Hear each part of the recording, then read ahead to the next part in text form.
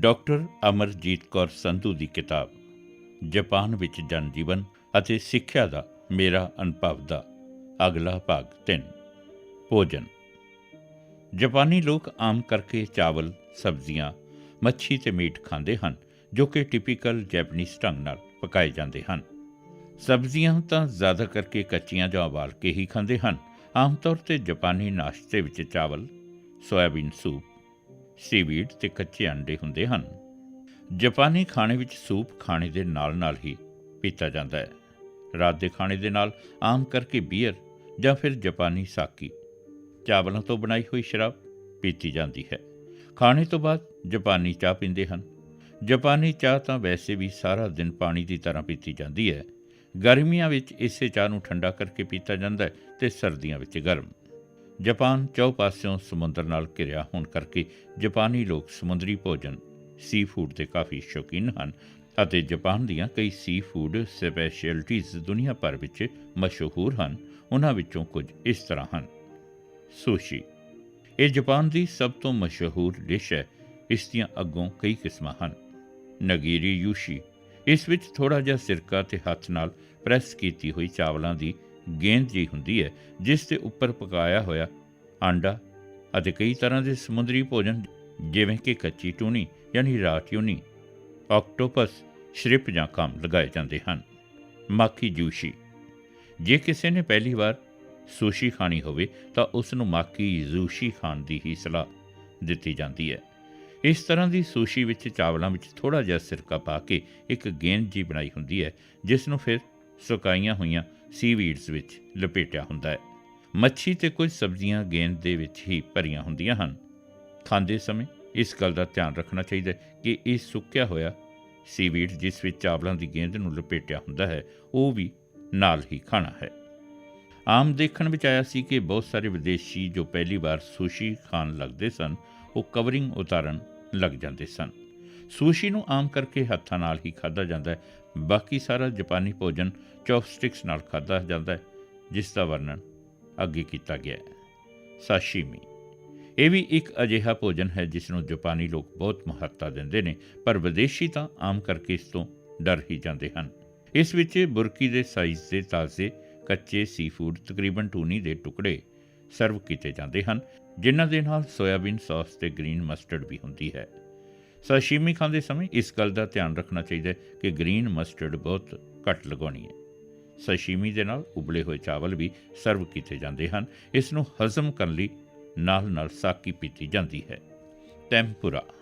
ਜਾਪਾਨੀਆਂ ਦੀ ਇੱਕ ਹੋਰ ਮਸ਼ਹੂਰ ਡਿਸ਼ ਟੈਂਪੂਰਾ ਹੈ, ਜਿਸ ਵਿੱਚ ਤਾਜ਼ੀ ਮੱਛੀ, ਘੋਗੇ, ਸ਼੍ਰਿਪ, ਪ੍ਰਾਨ, ਲੌਬਸਟਰ ਆਦਿ ਤੇ ਤਾਜ਼ੀਆਂ ਸਬਜ਼ੀਆਂ ਜਿਵੇਂ ਕਿ ਮੂਲੀ, ਗਾਜਰ, ਪਿਆਜ਼, ਲਸਣ, ਪਹਾੜੀ ਮਿਰਚ, ਬੈਂਗਣ, ਜਾਪਾਨੀ ਖੁੰਬਾਂ, ਕੱਟਿਆ ਹੋਇਆ ਕਮਲ ਦਾ ਫੁੱਲ ਅਤੇ ਸੂਰਜਮੁਖੀ ਦੇ ਪੱਤੇ ਹੁੰਦੇ ਹਨ। ਇਹ ਸਾਰੀਆਂ ਚੀਜ਼ਾਂ ਮਿਲਾ ਕੇ ਕਾਰਨਫਲੋਰ ਅਤੇ ਆਂਡਿਆਂ ਦੇ ਮਿਸ਼ਰਣ ਵਿੱਚ ਡਿਪ ਕਰਕੇ ਤਿਲਾਂ ਦੇ ਤੇਲ ਵਿੱਚ ਤਲੀਆਂ ਜਾਂਦੀਆਂ ਹਨ। ਟੈਂਪੂਰਾ ਹਮੇਸ਼ਾ ਸੋਇਆਬੀਨ ਸੌਸ ਨਾਲ ਖਾਧਾ ਜਾਂਦਾ ਹੈ। ਸੋਇਆਬੀਨ ਸੌਸ ਵਿੱਚ ਕੱਦੂਕਸ ਕੀਤਾ ਹੋਇਆ ਅਦਰਕ ਅਤੇ ਮੂਲੀ ਮਿਲਾਈ ਜਾਂਦੀ ਹੈ। ਇਸ ਦੇ ਨਾਲ ਹੀ ਜਾਪਾਨੀ ਚਾਹ, ਬੀਅਰ ਜਾਂ ਸਾਕੀ ਪੀਤੀ ਜਾਂਦੀ ਹੈ। ਜਾਪਾਨ ਵਿੱਚ ਬਹੁਤ ਸਾਰੇ ਟੈਂਪੂਰਾ ਰੈਸਟੋਰੈਂਟ ਨੇ, ਜਿੱਥੇ ਕਿ ਕੁੱਕ ਤੁਹਾਡੇ ਸਾਹਮਣੇ ਟੈਂਪੂਰਾ ਤਿਆਰ ਕਰਦੇ ਹਨ। ਸੁਕਿਆਕੀ। ਇਸ ਵਿੱਚ ਸਾਰੀਆਂ ਸਬਜ਼ੀਆਂ, ਬੰਦ ਗੋਭੀ, ਪਿਆਜ਼, ਬੈਂਗਣ, ਖੁੰਬਾਂ, ਮੂਲੀਆਂ ਦੇ ਪੱਤੇ ਅਤੇ ਮੀਟ ਕੱਟ ਕੇ ਰੱਖ ਲਏ ਜਾਂਦੇ ਹਨ। ਇੱਕ ਕੜਾਹੀ ਵਿੱਚ ਪਾਣੀ ਉਬਾਲ ਕੇ ਫਿਰ ਉਸ ਵਿੱਚ ਥੋੜ੍ਹੀ ਜਿਹੀ ਖੰਡ, ਸੋਇਆਬੀਨ ਅਤੇ ਸਾਕੀ ਵੀ ਪਾਈ ਜਾਂਦੀ ਹੈ। ਇਸ ਉਬਲਦੇ ਹੋਏ ਪਾਣੀ ਵਿੱਚ ਸਬਜ਼ੀਆਂ ਅਤੇ ਮੀਟ ਉਬਾਲ ਕੇ ਗਰਮ ਹੀ ਖਾਧੇ ਜਾਂਦੇ ਹਨ। ਇਸ ਤਰ੍ਹਾਂ ਦੀ ਕੁਕਿੰਗ ਆਮ ਤੌਰ 'ਤੇ ਖਾਂਦੇ ਸਮੇਂ ਸਭ ਨੂੰ ਨਾਲ ਹੀ ਕਰਨੀ ਪੈਂਦੀ ਹੈ। ਇਹਨਾਂ ਉਬਲੀਆਂ ਹੋਈਆਂ ਸਬਜ਼ੀਆਂ ਅਤੇ ਮੀਟ ਆਦਿ ਨੂੰ ਕੱਚੇ ਅੰਡੇ ਨਾਲ ਖਾਧਾ ਜਾਂਦਾ ਹੈ। ਸ਼ਬ-ਸ਼ਬ। ਸੁਕਿਆਕੀ ਨਾਲ ਮਿਲਦੀ ਜੁਲਦੀ ਹੀ ਇੱਕ ਹੋਰ ਡਿਸ਼ ਸ਼ਬ-ਸ਼ਬ ਹੈ, ਜਿਸ ਵਿੱਚ ਬੀਫ ਦਾ ਜ਼ਿਆਦਾ ਇਸਤੇਮਾਲ ਕੀਤਾ ਜਾਂਦਾ ਹੈ। ਸਬਜ਼ੀਆਂ ਤਾਂ ਸਭ ਲਈ ਸਾਂਝੀਆਂ ਰੱਖੀਆਂ ਜਾਂਦੀਆਂ ਹਨ, ਪਰ ਬੀਫ ਦੀ ਪਲੇਟ ਹਰ ਇੱਕ ਨੂੰ ਅਲੱਗ ਮਿਲਦੀ ਹੈ। ਕੱਚੇ ਆਂਡੇ ਦੀ ਥਾਂ 'ਤੇ ਬਦਾਮਾਂ ਦੀ ਚਟਨੀ ਵਰਤੀ ਜਾਂਦੀ ਹੈ। Meat dishes. ਜਾਪਾਨ ਦੀਆਂ ਮੀਟ ਡਿਸ਼ਜ਼ ਵਿੱਚੋਂ ਯਾਕੀਤੋਰੀ ਸਭ ਤੋਂ ਮਸ਼ਹੂਰ ਡਿਸ਼ ਹੈ। ਇਸ ਵਿੱਚ ਚਿਕਨ, ਬੱਤਖ, ਕੋਇਲ ਅਤੇ ਚਿੜੀ ਦੇ ਟੁਕੜਿਆਂ, ਖਾਸ ਕਰਕੇ ਗਿਜ਼ਰਡ, ਹਰਟ, ਕਿਡਨੀ, ਲੈਗ, ਨੈਕ ਅਤੇ ਸਕਿਨ ਨੂੰ ਮਿੱਠੀ ਸੋਇਆਬੀਨ ਸੌਸ ਵਿੱਚ ਡਿਪ ਕਰਕੇ ਚਾਰਕੋਲ ਗ੍ਰਿਲਾਂ 'ਤੇ ਪਕਾਇਆ ਜਾਂਦਾ ਹੈ। ਇਸ ਦੇ ਨਾਲ ਸਾਕੀ ਜਾਂ ਬੀਅਰ ਪੀਤੀ ਜਾਂਦੀ ਹੈ। Desert sweet dish. ਟਿਪੀਕਲ ਜਾਪਾਨੀ ਡਿਸ਼ਾਂ ਵਿੱਚ ਡੈਜ਼ਰਟ ਵਿਦੇਸ਼ੀ ਜਿਹੀ ਲੱਗਦੀ ਹੈ। ਤਕਰੀਬਨ 1 ਸਦੀ ਪਹਿਲਾਂ ਇਸ ਦਾ ਆਗਮਨ ਵੀ ਪੱਛਮੀ ਦੇਸ਼ਾਂ ਤੋਂ ਆਏ ਹੋਏ ਵਿਦੇਸ਼ੀਆਂ ਨੇ ਹੀ ਕੀਤਾ ਸੀ। Japanese table manners. ਜਾਪਾਨ ਵਿੱਚ ਆਮ ਤੌਰ 'ਤੇ ਖਾਣਾ ਸਟਰਾਮੈਟ ਫਲੋਰ 'ਤੇ ਬੈਠ ਕੇ ਹੀ ਖਾਇਆ ਜਾਂਦਾ ਹੈ। ਬੈਠਣ ਦਾ ਸਹੀ ਤਰੀਕਾ ਪੈਰ ਪਿੱਛੇ ਕਰਕੇ ਗੋਡਿਆਂ ਪਰ ਬੈਠਣ ਦਾ ਹੈ। ਚੀਨੀਆਂ ਦੀ ਤਰ੍ਹਾਂ ਜਾਪਾਨੀ ਵੀ ਖਾਣਾ ਚੌਪਸਟਿਕਸ ਨਾਲ ਖਾਂਦੇ ਹਨ। ਚੌਪਸਟਿਕਸ ਨੂੰ ਠੀਕ ਤਰ੍ਹਾਂ ਪਕੜਨ ਲਈ ਉੱਪਰ ਵਾਲੀ ਚੌਪਸਟਿਕ ਅੰਗੂਠੇ ਅਤੇ ਪਹਿਲੀਆਂ 2 ਉਂਗਲਾਂ ਵਿਚਕਾਰ ਪਕੜਨੀ ਚਾਹੀਦੀ ਹੈ ਅਤੇ ਹੇਠਾਂ ਵਾਲੀ ਚੌਪਸਟਿਕ ਤੀਜੀ ਉਂਗਲ ਉੱਪਰ ਸਥਿਰ ਰੱਖਣੀ ਚਾਹੀਦੀ ਹੈ। ਚੌਪਸਟਿਕਸ ਦਾ 1/3 ਹਿੱਸਾ ਹੱਥ ਦੇ ਉੱਪਰਲੀ ਤਰਫ ਅਤੇ 2/3 ਹੇਠਲੀ ਤਰਫ ਹੋਣਾ ਚਾਹੀਦਾ ਹੈ। ਜਾਪਾਨ ਵਿੱਚ ਖਾਣਾ ਖਾਂਦੇ ਸਮੇਂ ਆਵਾਜ਼ ਪੈਦਾ ਕਰਨਾ ਲੈਟਲ ਨੋਇਸ ਵੀ ਟੇਬਲ ਮੈਨਰਸ ਵਿੱਚ ਆਉਂਦਾ ਹੈ। ਅਕਸਰ ਜਾਪਾਨੀ ਲੋਕ ਇਹ ਦੱਸਣ ਲਈ ਕਿ ਖਾਣਾ ਬਹੁਤ ਸਵਾਦ ਹੈ ਉੱਚੀ ਉੱਚੀ ਪਟਾਕੇ ਮਾਰ ਕੇ ਖਾਣਾ ਖਾਂਦੇ ਹਨ। ਟਰਾਂਸਪੋਰਟੇਸ਼ਨ। ਜਾਪਾਨ ਦੇ ਸਾਰੇ ਵੱਡੇ ਸ਼ਹਿਰਾਂ ਵਿੱਚ ਹਵਾਈ ਸੇਵਾ ਸੰਭਵ ਹੈ। ਨੈਸ਼ਨਲ ਤੇ ਪ੍ਰਾਈਵੇਟ ਗੱਡੀਆਂ ਸਾਰੇ ਜਾਪਾਨ ਵਿੱਚ ਹੀ ਚੱਲਦੀਆਂ ਹਨ।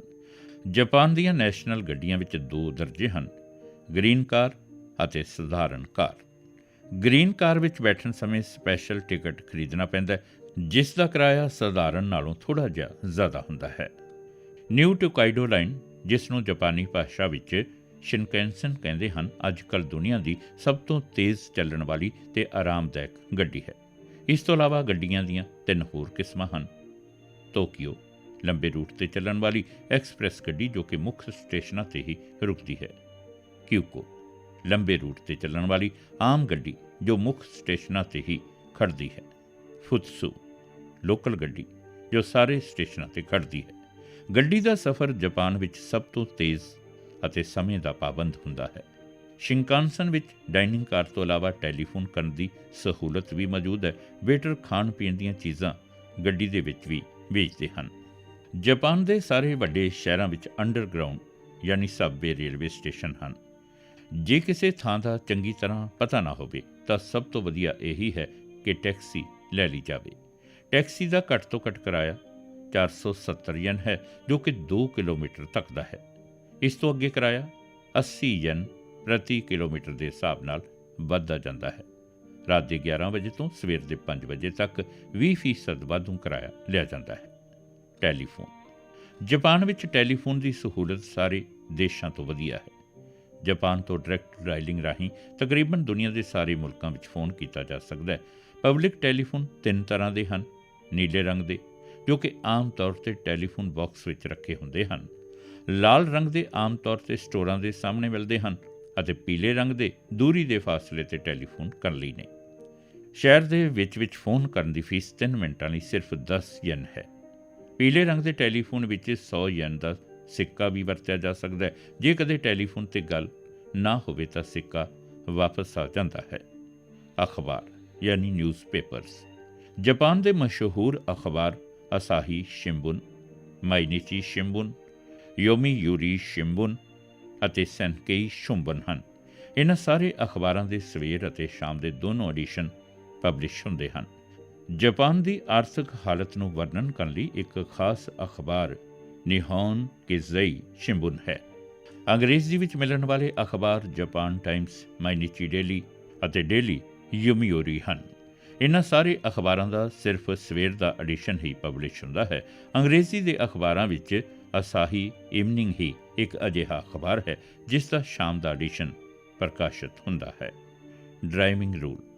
ਜਾਪਾਨ ਵਿੱਚ ਕਾਰ 'ਤੇ ਸਫ਼ਰ ਕਰਨਾ ਆਮ ਤੌਰ 'ਤੇ ਜ਼ਿਆਦਾ ਸਮਾਂ ਲੈਂਦਾ ਹੈ ਅਤੇ ਇਨਕਨਵੀਨੀਅੰਟ ਵੀ ਹੈ, ਕਿਉਂਕਿ ਟ੍ਰੈਫਿਕ ਬਹੁਤ ਜ਼ਿਆਦਾ ਹੁੰਦਾ ਹੈ। ਇਸ ਕਰਕੇ ਤੁਹਾਨੂੰ ਜਗ੍ਹਾ ਜਗ੍ਹਾ 'ਤੇ ਲਾਲ ਬੱਤੀ ਹੋਣ ਕਰਕੇ ਰੁਕਣਾ ਪਵੇਗਾ। ਜੇ ਕੋਈ ਐਕਸੀਡੈਂਟ ਹੋ ਜਾਵੇ ਤਾਂ ਸਾਰੇ ਖਰਚੇ ਦਾ ਕੁਝ ਹਿੱਸਾ ਐਕਸੀਡੈਂਟ ਕਰਨ ਵਾਲੇ ਨੂੰ ਭਰਨਾ ਪਵੇਗਾ। ਇਸ ਲਈ ਚੰਗਾ ਹੈ ਕਿ ਬੀਮਾ ਕਰਵਾ ਲਿਆ ਜਾਵੇ।